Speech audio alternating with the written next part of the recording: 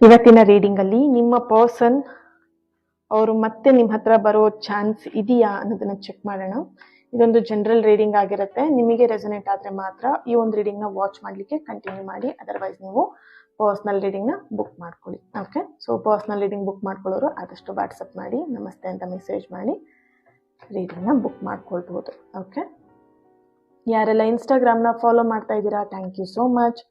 Follow ಮಾಡದೇ ಇದ್ದರು follow ಮಾಡಿ ಎನರ್ಜಿನ ರಿಸೀವ್ ಮಾಡ್ಕೊಳ್ಳಿ. ಈ ರೀಡಿಂಗಿಗೆ ಪ್ರತಿಯೊಬ್ಬರು ಕೂಡ ಐ ರಿಸೀವ್ ಅಂತ ಹೇಳ್ಬಿಟ್ಟು ರೆಡ್ ಹಾರ್ಟ್ ಮಾರ್ಕ್ನ ಹಾಕಿ ಎನರ್ಜಿನ ಪ್ರತಿಯೊಬ್ಬರು ಕೂಡ ರಿಸೀವ್ ಮಾಡ್ಕೊಳ್ಳಿ. Okay, thank you. Ace of pentacle, 6 of ಫ್ಯಾನ್ಸ್, wow, 2 of sorts.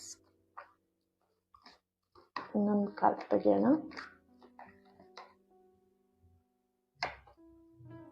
The moon card ಬರ್ತಾ ಇದೆ. ಓಕೆ, ಅವರು ಮತ್ತೆ ನಿಮ್ಮ ಹತ್ರ ಬರೋ ಚಾನ್ಸ್ ಇದೆಯಾ ಅಂತ ನೋಡಿದಾಗ bottom of the card temperance card, ace of pentacle ಬರ್ತಿದೆ.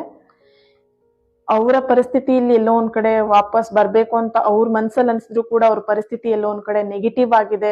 ಅವ್ರಿಗೆ ಇಲ್ಲಿ ವಾಪಸ್ ಬರುವಂತಹ ಒಂದು ಪರಿಸ್ಥಿತಿ ಇಲ್ಲ ಅನ್ನುವಂತ ಎನರ್ಜಿ ಬರ್ತಿದೆ. ಬಟ್ ಅವ್ರ ಮನ್ಸಲ್ಲಿ ವಾಪಸ್ ನಿಮ್ಮ ಲೈಫಿಗೆ ಬರ್ಬೇಕು, ನಿಮ್ ಜೊತೆಗೆ ಮತ್ತೆ ರಿಲೇಶನ್ಶಿಪ್ ನ ಕಂಟಿನ್ಯೂ ಮಾಡ್ಬೇಕು ಅನ್ನೋಂತ ಮನಸ್ಥಿತಿ ಇದೆ. ಆದ್ರೆ ಅವ್ರು ಯಾವ್ದೋ ಒಂದು ಭಯದಲ್ಲಿ ಹಾಗೆ ಯಾವುದೋ ಒಂದು ಪರಿಸ್ಥಿತಿಯಲ್ಲಿ ಅವರು ಸಿಲ್ಕೊಂಡಿದ್ದಾರೆ.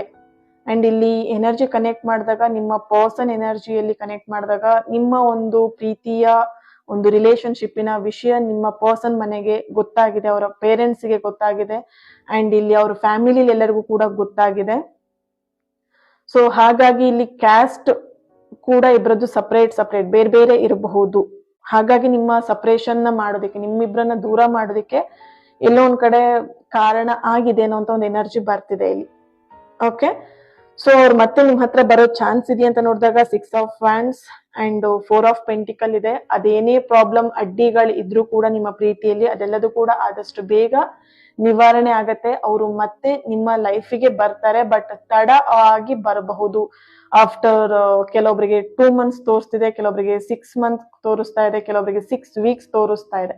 ಓಕೆ, ಸೊ ಇಷ್ಟು ದಿನದಲ್ಲಿ ಅವರು ಮತ್ತೆ ವಾಪಸ್ ನಿಮ್ಮ ಲೈಫಿಗೆ ಬರ್ತಾರೆ. ಆ ಸಮಸ್ಯೆಗಳೆಲ್ಲವನ್ನು ಕೂಡ ಬಗೆಹರಿಸ್ಕೊಂಡು ಖಂಡಿತವಾಗಿಯೂ ನಿಮ್ಮ ಜೀವನಕ್ಕೆ ಅವರು ಬರುವಂತಹ ಎನರ್ಜಿ ಇಲ್ಲಿ ಬರ್ತಾ ಇದೆ. Thank you. God bless you all. ನಾಳೆ ರೀಡಿಂಗ್ ಅಲ್ಲಿ ಸಿಗೋಣ. Thank you. Lots of love.